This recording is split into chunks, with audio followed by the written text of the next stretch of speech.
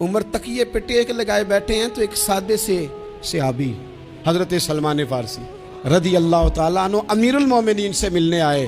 بڑے بڑے ملکوں کے بادشاہ کہیں عمر سے ملنا تو کہا جاؤ دوڑ جاؤ ٹائم کوئی نہیں.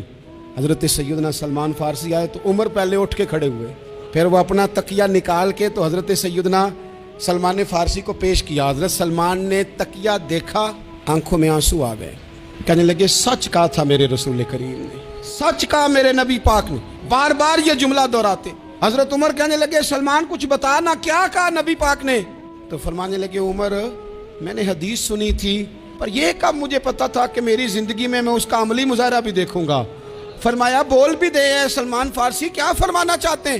حضرت سلمان فارسی عرض کرنے لگے امیر المومنین میں نے اپنے کانوں سے سنا, اللہ کے رسول نے فرمایا اگر کسی کے پاس اس کا بھائی ملنے جائے اور وہ عزت کے ساتھ اسے اپنا تکیہ دے دے تو اللہ عزت دینے والے کی بخشش فرما دے گا.